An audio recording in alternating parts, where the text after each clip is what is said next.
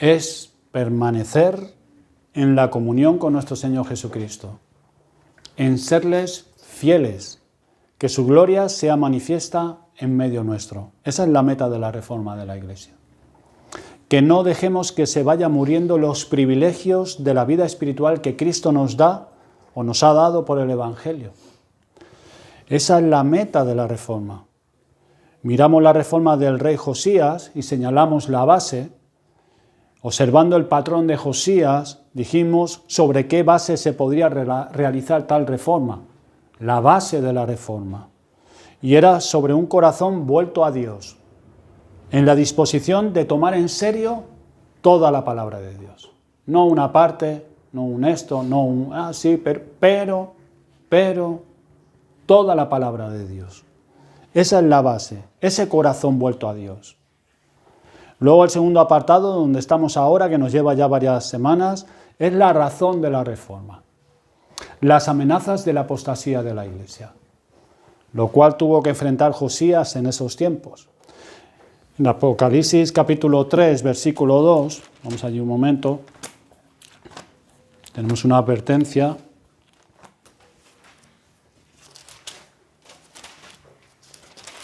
Que nos hace el Señor.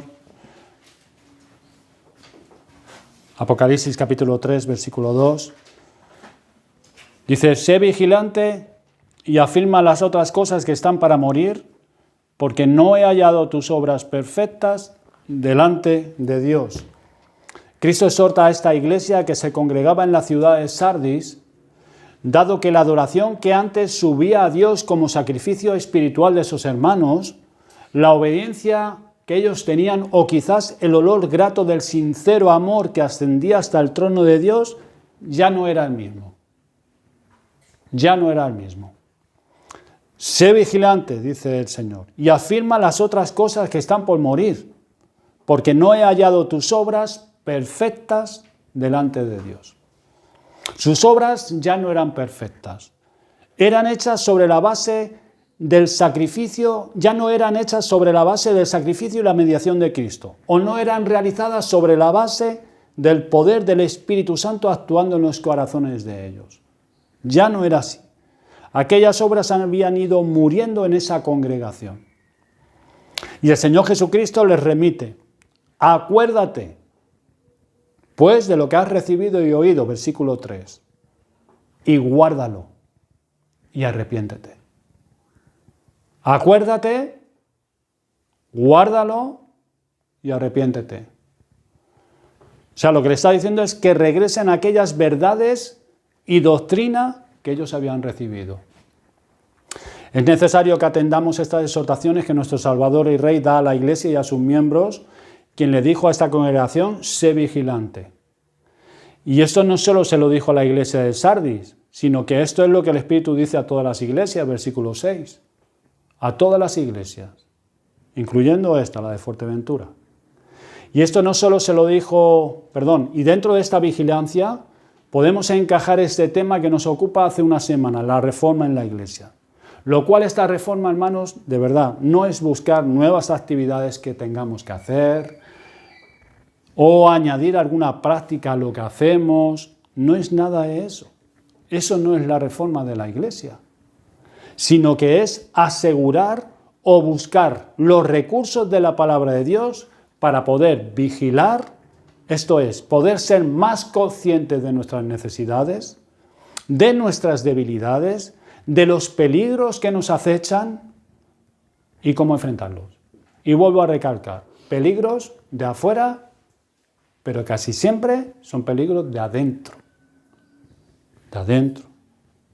La realidad de la apostasía en la iglesia es de las cosas delicadas que deben tomarse en serio. Y por eso le estamos dando cierta atención. ¿Qué puede provocar la apostasía del Evangelio de nuestro Señor Jesucristo? Pues señalamos que pueden ser dejar el Evangelio de Cristo, único mensaje de salvación, para poder o enseñar otras cosas que no tienen nada que ver. Señalamos las tinieblas espirituales que pueden estar en la mente y de hecho están en nosotros. y también la ignorancia espiritual, que lo vimos hace 2 semanas. Abordemos hoy otro factor, como otro de los peligros que nos pueden llevar a alguna medida de abandono de Cristo y de su palabra. Hablar de apostasía, lo recalco otra vez, no es hablar de caer en un pecado tras una tentación que tengamos. Eso no es la apostasía, sino más bien coger por otro camino diferente. Abandonar a Cristo dejando la vida de piedad o la verdad de la doctrina en parte o totalmente. Eso es la apostasía. No es caer en un pecado. Eres tentado, caes en un pecado. Eso no es apostasía. Lo que hace un creyente es arrepentirse, ir al Señor, arrepentirse y apartarse. Y seguir confiando en el Señor. Pero la apostasía es apartarte, coger por otro camino muy diferente. Lo que antes defendías, ya no lo estás defendiendo. Lo que antes creías, ya no lo estás creyendo firmemente. Ya crees, te abres a otras cosas. Eso es la apostasía. Hoy vamos a considerar como otro de los peligros que nos pueden llegar a alguna medida de abandono de Cristo y de su palabra, el orgullo. El orgullo, cosa que aquí no hay. ¿Cuál es la obra del Evangelio? ¿Cómo dirige Dios su verdad a nuestros corazones? Las buenas nuevas de salvación para conducirnos a nuestro Señor y Salvador Jesucristo para que luego podamos ir en pos de Él. Pues miren en 2 Corintios capítulo 10, versículos 4 y 5. Esta obra es descrita allí. 2 Corintios 10, 4, 5.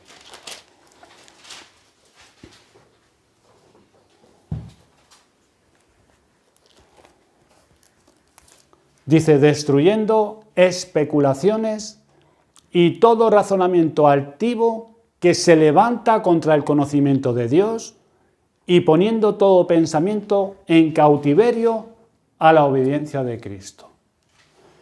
Introducimos este pasaje a nuestro tema dado que describe la obra del Evangelio en nuestro corazón, pero dirigida hacia la altivez, abordando el orgullo en nuestras almas. El Evangelio para prosperar en nuestra alma y llevarnos a Cristo para que recibamos la vida de Cristo debe de derribar el orgullo en nuestro corazón para que quedemos en la disposición de poder obedecer a Cristo. El orgullo en el hombre es un mal que está radicado en la mente, es una manera de pensar. Podríamos incluso decir que este es un proceso natural de nuestro razonamiento, estando bajo el efecto de la presencia del pecado en nuestra alma, su presencia y su dominio en nuestra alma. En Salmos 12:4 decían, nuestros labios son nuestros, ¿quién es Señor de nosotros? O en Éxodo 5, versículo 2, Faraón dice, y Faraón respondió, ¿quién es Jehová? Para que yo oiga su voz y deje ir a Israel. Pero ¿quién es Jehová? Yo no conozco a Jehová, ni tampoco dejaré ir a Israel. O en Job, capítulo 21, versículo 14-15, dicen pues a Dios, apártate de nosotros, porque no queremos el conocimiento de tus caminos. ¿Quién es el Todopoderoso para que le sirvamos? ¿Y de qué nos aprovechará que oremos a Él? Fíjense qué palabras. Al Dios único, vivo y verdadero, su Creador. ¿Quién es el Todopoderoso para que le sirvamos? Todas estas son las expresiones propias de hombres que viven en esta condición de su mente. Sus almas corruptas desarrollan ideas de sí mismos muy elevadas, por encima incluso de Dios. Podemos observar tristemente tal fenómeno cada vez más evidente aún en los niños pequeños. Niñas, en ustedes, apenas saben caminar ni hacer casi nada y los vemos con esos gestos, esos grititos, de esas expresiones de soberbia. Y lo vemos. Con esa clase de espíritu respondiendo así contra Dios. Recordad que esa soberbia hacia los padres es dirigida contra Dios, pues ellas son la autoridad puesta por Dios. Estos pequeños apenas tienen discernimiento, ni conocimiento, ni mucho para apoyarse, pero ya se sublevan contra la autoridad de sus padres y les dicen, pero ¿quiénes son mis padres para que yo les sirva? ¿O quiénes son mis padres para que yo oiga su voz y les obedezca? Padre, recuerdes que haciendo esto, sus hijos contra ustedes lo hacen a Dios.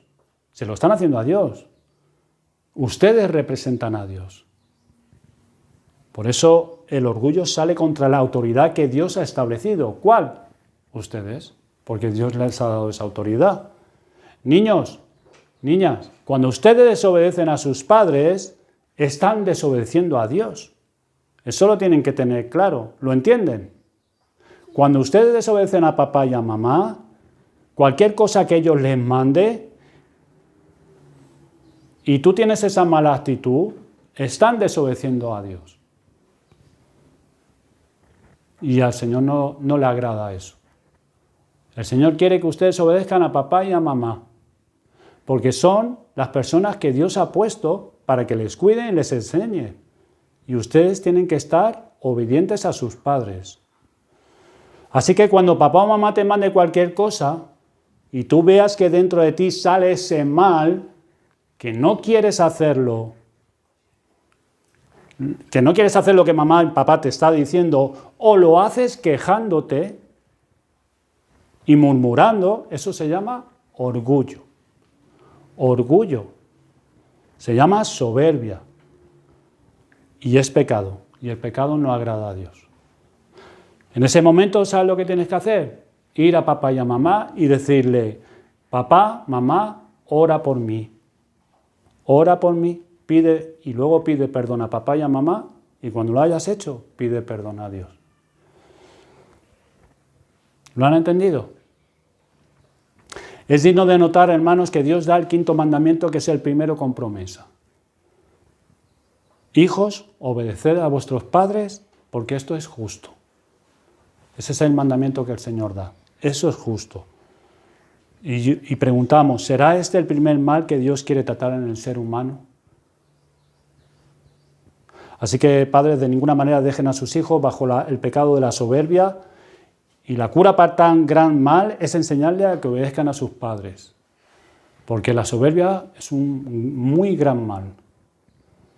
Y quiera Dios que los padres puedan ver este gran mal en sus hijos, pues no todos lo quieren ver, esa es la realidad, no todos quieren ver esto. Aun en niños que apenas saben ni caminar, para que lo traten si es necesario con toda seriedad y urgencia. Esto es uno de los elementos básicos para que luego el niño pueda ser enseñado en otras cosas, pero se empieza desde tempranito, como yo sé que ustedes lo están haciendo. Pero en realidad en muchas iglesias evangélicas esto no se hace. No se hace porque se ríe la gracia cuando son pequeñitos, ¡ay, qué gracioso! Y el niño está ahí, pero luego ya cuando ya son adolescentes, ya muy difícil. Ya el tronco ya está tan doblado que ya es muy difícil. No imposible, pero es muy difícil. Observen que este orgullo es tan natural para el hombre caído que aún en los pequeños sale con poder y claridad. Vamos a ver cómo funciona la mente bajo el orgullo. Esta se exalta a sí misma de una forma notoria. Y esto nos da la relación orgullo-apostasía. Y vamos a verlo en dos pasos. El orgullo y la apostasía del Evangelio. La mente llevada por el orgullo tiende a exaltar sus propias ideas. Los pensamientos trabajan de tal manera en esa mente que ama, aplaude y afirma sus propias ideas y opiniones. Esto es lo que pesa y tiene valor. Lo demás no vale. No vale. Sus ideas y opiniones son lo importante y es lo que hay que tener en cuenta. Mis propias ideas, mis propias opiniones.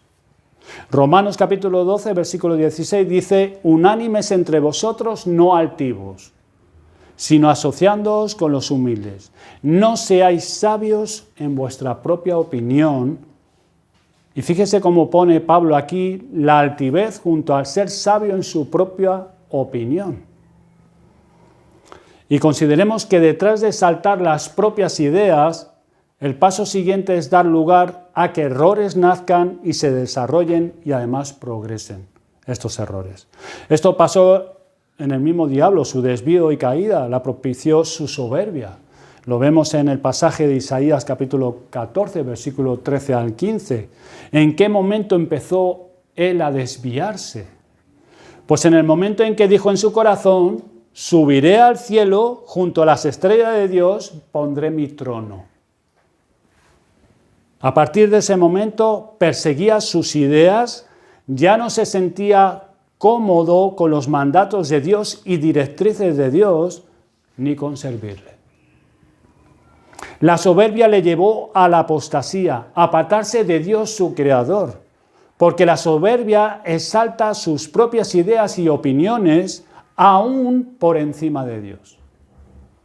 Y esto es lo que encontramos detrás de los falsos maestros. En Jeremías capítulo 23, las ideas de sus propios corazones son más atractivas, tienen más sentido, son más importantes que lo que Dios ha dicho. Esto es, estos hombres son sabios en sus propias opiniones, bueno, hombres y mujeres, y por eso no hablan la palabra de Dios. Detrás de eso está el orgullo, la soberbia. ¿Quiénes pueden ser los verdaderos discípulos? Aquellos quienes pueden ser enseñados y progresar en la verdad. En 2 de Timoteo capítulo 3 versículo 10, Pablo escribe a Timoteo y dice: tú has seguido mi doctrina, conducta, propósito, fe.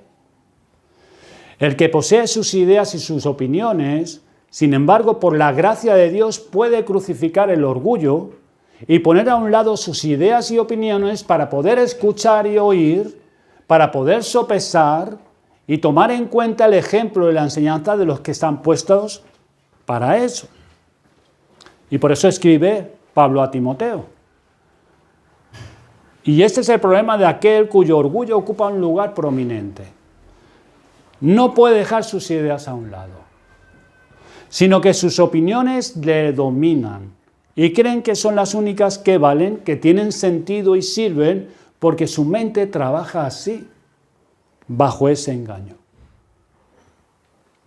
Porque la arrogancia y el engaño y la soberbia engaña, te nubla tu mente y solo vale lo que tú piensas y tus argumentos. En Jeremías 49, 16 dice el Señor: tu arrogancia te engañó y la soberbia de tu corazón. Habla del engaño del orgullo. En esto consiste, hace que la mente, trabajando con este orgullo, conciba que su opinión y sus razones tengan un lugar prominente. Es lo destacado, no lo que dicen los padres, no lo que dice el Evangelio, sino lo que yo pienso, lo que yo creo. ¿Cuáles son mis ideas? Qué gran problema el del orgullo, hermanos. No deja que nuestra mente trabaje, sino se queda solo con sus propias opiniones y aquellas razones que debe y es necesario que oiga, las desestima y las tiene en poco. En esta carrera ascendente, la mente orgullosa, exaltando sus propias ideas y opiniones, cree que puede y debe levantarse como juez de la palabra de Dios.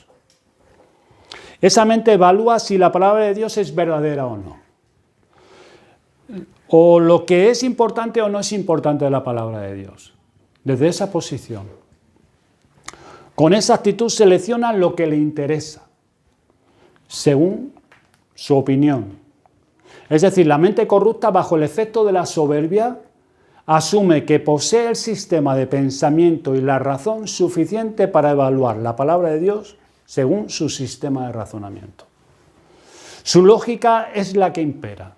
La lógica de su propia opinión es el sistema importante para señalar qué es lo que vale de la palabra de Dios. Y desde ahí opina de la palabra y la maneja diciendo lo que se debe coger y lo que no se debe coger. Cómo manejarla, qué es importante y lo que no. Es por esto que los incrédulos se ven con el derecho de tratar el Evangelio que nos fue dado por el Espíritu Santo como la revelación completa y suficiente de Dios para conducirnos al cielo como poca cosa. Y desechar sus afirmaciones y quedarse tranquilo, pues lo importante es lo que él piensa y lo que él cree.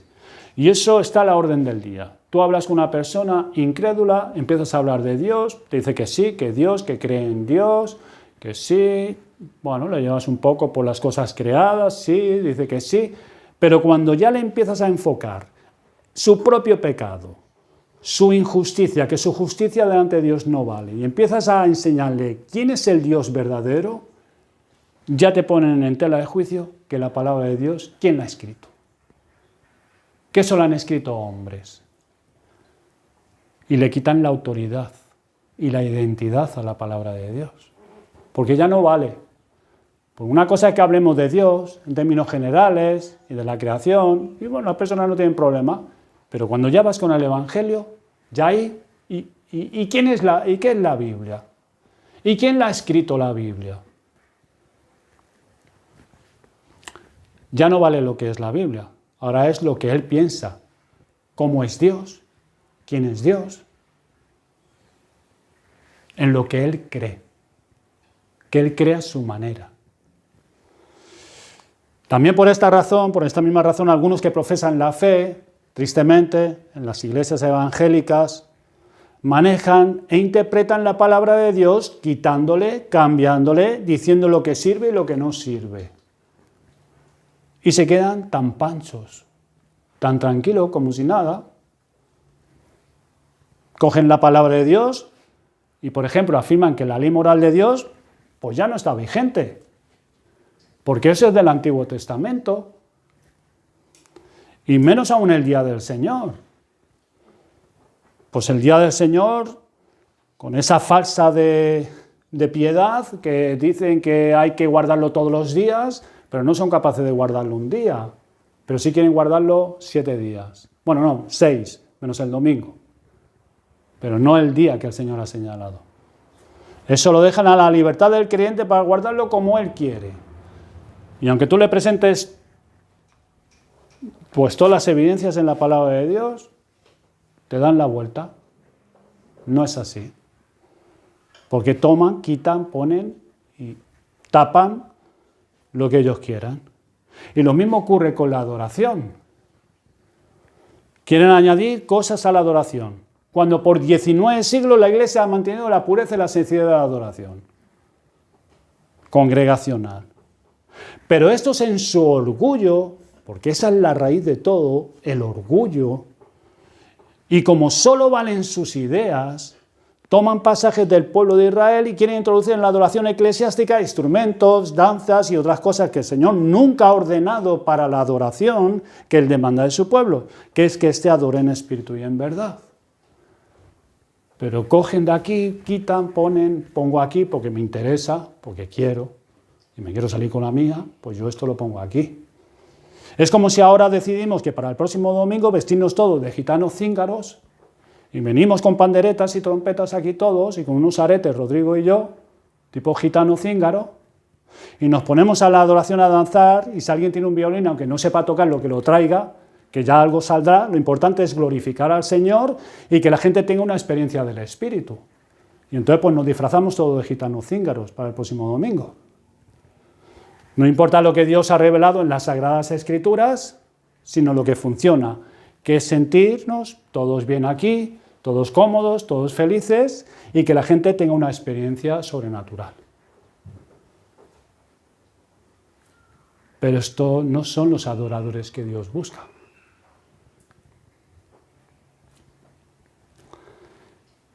Hermanos, la soberbia en el corazón marca una manera de interpretar y de tomar las verdades eternas que Dios nos ha concedido en su palabra.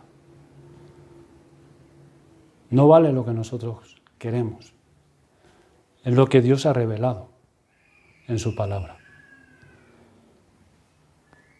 A esa mente corrupta marcada con el orgullo, Dios en su gracia envía el Evangelio con la autoridad de Dios, llevando el sello del mismo Dios, su gloriosa sabiduría bondad, santidad y justicia, que son los recursos inagotables de su gracia para salvar a los pecadores. Y así es como debe ser recibida, con el debido reconocimiento de su origen divino, como la voz de Dios quien nos habla desde el cielo a través de su libro. De su libro. Por eso en Hebreos 12:25 el autor nos exhorta: mirad, no desechéis al que habla. Que no escaparemos al que nos amonesta desde el cielo si lo desechamos. Es una advertencia que el Señor nos hace. Mirad, no desechéis al que habla desde el cielo. En 1 Tesalonicenses capítulo 2, versículo 13 dice: por lo cual también nosotros, sin cesar, damos gracias a Dios de que cuando recibisteis la palabra de Dios que oísteis de nosotros, dice Pablo, la recibisteis no como palabra de hombres, sino según es verdad, la palabra de Dios, la cual actúa en vosotros los creyentes. Esta es su naturaleza y así hay que recibir el Evangelio. No son palabras de hombres, es palabra de Dios. Dios da para nosotros su palabra por medio de hombres, pero es su palabra. Si nosotros ignoramos esta procedencia, este carácter y autoridad de la palabra de Dios, entonces no nos aprovechará y no recibiremos el bien de Dios. Ese es el problema en muchas personas, pero nosotros no estamos exentos. Tenemos que cuidar, que no se nos olvide esto, que es palabra de Dios, que es Dios hablándonos por hombres, pero es la voz de Dios. Personas se olvidan de esto, incluso creyentes, y la palabra no les aprovecha, porque se centran en el hombre y ya lo ven como palabra de hombres. Por esta razón Cristo decía en Marcos capítulo 10, 15, el que no reciba el reino de Dios como un niño no entrará en él. Cristo no habla aquí de nuestra estatura, no habla de convertirnos en niños, es imposible, yo no puedo, me gustaría a veces, pero no puedo convertirme en un niño otra vez, pero sí espiritualmente, no físicamente. No es hacer algo con el tamaño de nuestras manos o nuestros pies o nuestra apariencia, sino nuestra mente, de nuestras ideas, de nuestras opiniones, del concepto tan alto que tenemos de nosotros mismos. Convertirnos en niños. Que no seamos sabios en nuestra propia opinión, manteniendo nuestras propias ideas y desde ahí nos ponemos a evaluar y cortar y manejar y la revelación de Dios al hombre, desde nuestras propias ideas, desde esa posición. Hacerse un niño es adoptar esa postura en la que nos negamos a nosotros mismos, es dejar a un lado nuestra propia sabiduría para ser enseñados por las Sagradas Escrituras,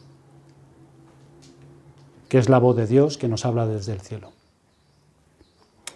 Aquel que no recibe la verdad de Dios como un niño, esto es, dejando a un lado esa postura orgullosa de exaltar su razón y sus ideas acerca del Evangelio, nos dice la Escritura, no podrá entrar en el reino de los cielos. No podrá. Porque tendrá obstáculos. No podrá, porque tiene sus propias ideas y argumentos. Por eso el versículo que antes leímos, 2 Corintios 10, el Señor en su gracia tiene que destruir esas especulaciones, ese orgullo, esos argumentos, y el Señor los derriba. Las promesas y exhortaciones de Dios es que aquellos que son mansos y humildes podrán entender los grandes misterios de Dios y sus cosas profundas y secretas, pero solamente los mansos y humildes. Por eso el Señor se gozó delante de Dios su Padre y dijo en Mateo 11:25, te alabo, Padre, porque escondiste estas cosas de los sabios y los entendidos y se las revelaste ¿a quién? A los niños. A los niños, no estaba hablando de niños pequeños. Quizás a lo mejor el Señor en su gracia también a un niño pequeño con un sentido un poquito de razón, sí, pero a los niños. Se las revelaste a los niños. Y aquí sabios, entendidos y niños son contrastados en relación al orgullo, aquellos que son sabios en su propia opinión, que se creen que saben y juzgan el Evangelio en lugar de recibirlo como un niño. Pues estos no recibirán nada de parte del Señor. Nada. Se creen que saben, se creen que entienden, pero no saben ni entienden nada. Salmo capítulo 25, versículo 9 dice: encaminará a los humildes por el juicio y enseñará a los mansos su carrera. Estos son los que pueden recibir la guía de Dios para andar por el camino que deben de ir en sus vidas. Y es porque ellos pueden entender cómo aplicar la palabra de Dios y sus principios a sus vidas y su situación específica. Pero es a los humildes, a los mansos. Y el orgullo, hermanos, nos priva de conocer los misterios de Dios y de entender y aplicar su dirección, recogida en su palabra, porque lo que hace es llenarse de sí mismo. Y la verdad del Evangelio es corrompida, torcida o devaluada en la mente de aquellos que descansan en su propia sabiduría y consejo, pues la tuercen, le quitan, le ponen según sus razones y opiniones, porque para ellos eso es lo que cuenta, mis propias opiniones, lo que yo pienso, lo que yo creo. Eso es lo que vale. Y en 1 Corintios 1:23 trata la predicación del Evangelio como locura. Pablo estaba escribiendo allí a los corintios. Y es locura según los propios razonamientos del incrédulo. Para él el Evangelio es algo vano. Tiene otras ideas y sugerencias para su propio bien. Lo ve como locura, como es algo vano, algo estúpido. Ciertamente nosotros también podemos encontrar choque entre nuestra razón y afirmaciones que Dios nos da en su palabra de cómo es Él o qué hace. Pero no quiere decir que verdades del Evangelio sean contra la razón, sino que hay realidades de Dios que superan nuestra razón, que no entendemos, lo cual es distinto. Job, en capítulo 11, él declara: ¿descubrirás tú los secretos de Dios? ¿Llegarás tú a la perfección del Todopoderoso? ¿Es más alta que los cielos? ¿Qué harás? ¿Es más profunda que el Seol? ¿Cómo la conocerás? Y es que nuestra mente es finita, limitada. Por tanto, nuestra razón no es capaz de abarcar todos los aspectos de la persona o la obra de Dios. Estas pueden superar la razón. Y no podemos relacionar esta verdad de Dios con nuestra razón. Y Job no entendía aquí lo que Dios estaba haciendo, ni sus amigos. Lo entendieron más tarde, al final de la prueba. Lo entendieron. Y así también Jesús nos dijo: aún tengo muchas cosas que deciros, pero ahora no las podéis sobrellevar. Y aunque hay aspectos que quizá más tarde tampoco los podemos digerir con nuestra razón, aspectos de la Trinidad, de la unión hipostática de Cristo, esto es, las dos naturalezas de Cristo, la humana y la divina en una sola persona, hay cosas que superan nuestra razón. O la voluntad y responsabilidad humana actuando dentro de la soberanía de Dios. Es que estamos hablando de Dios, de su naturaleza, de sus planes, de su mente, que concibió todas estas cosas en la eternidad. Y los judíos no podían asimilar que el Cristo, el Mesías, fuese desechado, pero era por sus propios esquemas mentales, que les imposibilitaban aceptar a Cristo como el Mesías. Pero nosotros, por su gracia, lo podemos entender y es nuestra esperanza, salvación y consuelo. Y como niños nosotros recibimos la enseñanza de Dios. O deberíamos hacerlo así, como niños, entendiendo que hay muchas cosas que superan nuestra razón. Bueno, unas conclusiones. ¿Cómo, hermanos, debemos desechar el orgullo? ¿Cómo debemos hacernos como niños? Renunciar a nuestras ideas y sabiduría. ¿Por qué? Para que podamos ser enseñados por la santa palabra de Dios, que es la voz de Dios hablándonos desde el cielo para llevarnos al conocimiento de la verdad, de la salvación y guiarnos en nuestra vida. Amigo, considera que nuestra alma caída en el pecado es también finita y limitada. Por lo tanto, no sabemos, no podemos llegar a conocer en verdad al Dios del cielo y lo que Él quiere y hace para abordar el gran mal que nos está afectando. Pero si uno además de su mente finita y limitada, es sabio en su propia opinión, por causa de su orgullo, tiene en poco al que todo lo sabe, que es Cristo el Salvador, que es la luz del mundo. Y entonces esa persona se pone en una posición muy peligrosa porque está exaltando sus propias ideas.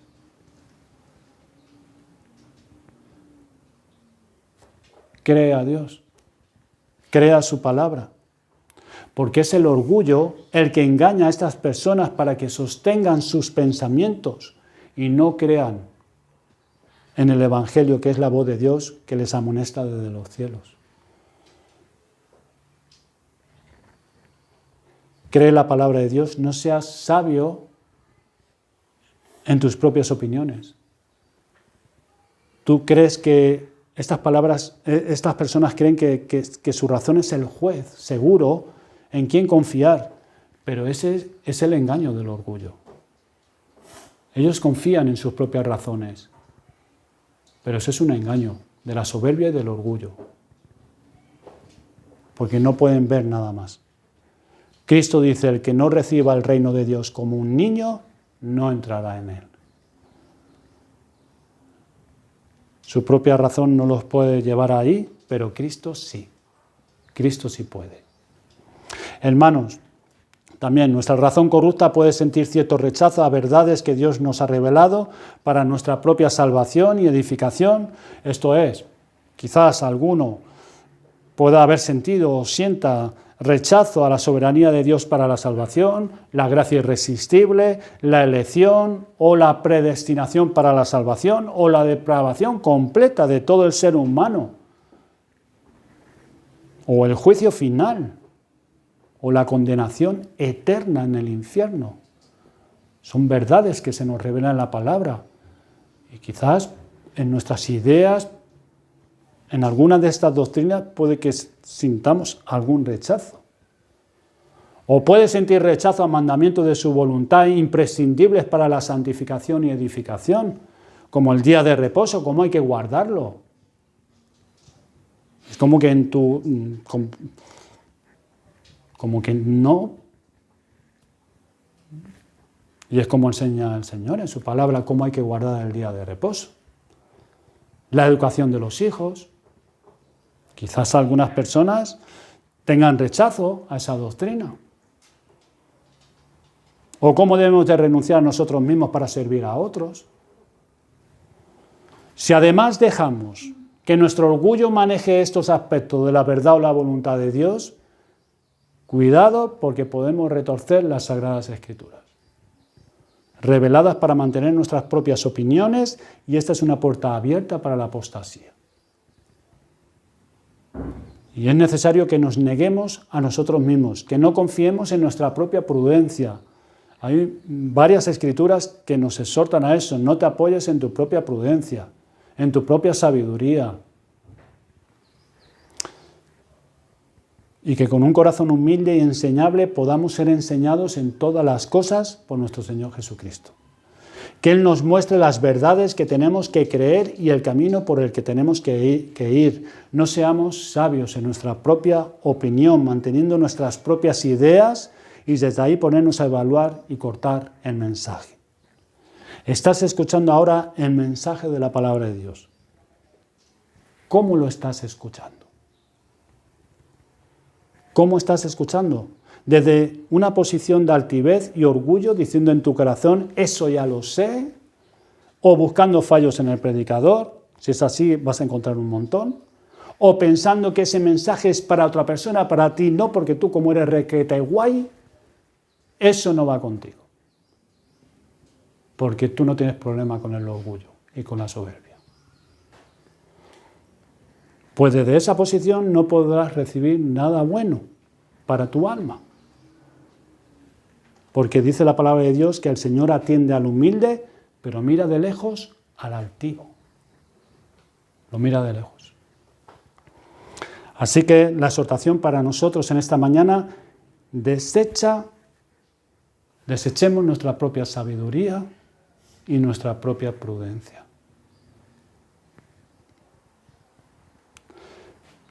¿Estás escuchando el mensaje o escuchas los mensajes de la palabra de Dios, que es la voz de Dios para ti hoy, con humildad, reconociendo que esa es la enseñanza de Dios para ti, para nadie más, para ti, y la recibes como un niño? ¿Es así tu corazón, como el de un niño?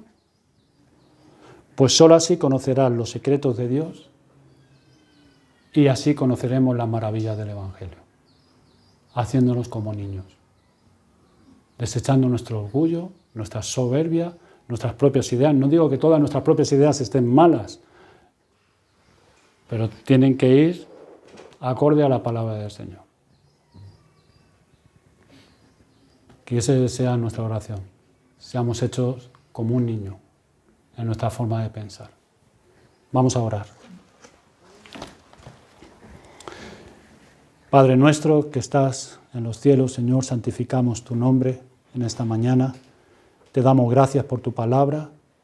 Señor, queremos pedirte que la podamos recibir como niños. Es tu voz, Señor, tu palabra, las exhortaciones que tú has tenido para el día de hoy para nosotros, las advertencias, después de haber considerado también, Señor, los ejemplos que hallamos en tu palabra, de hombres como se levantan contra ti, en sus propias ideas, argumentos, y lo que vale, Señor, es lo que ellos creen y piensan, incluso por encima de ti. Padre, ayúdanos, Señor, perdónanos cuando nosotros nos levantamos de tal manera, dejamos a un lado tu palabra o la quitamos, la ponemos, la doblamos, la tapamos para salirnos con la nuestra. Ayúdanos, Señor, danos ese corazón, ese espíritu, como un niño, humilde, manso, que recibe tu palabra, Señor, para que así podamos ser transformados. Guárdanos, Señor, de estos peligros. Guárdanos, Señor, de abandonar el Evangelio.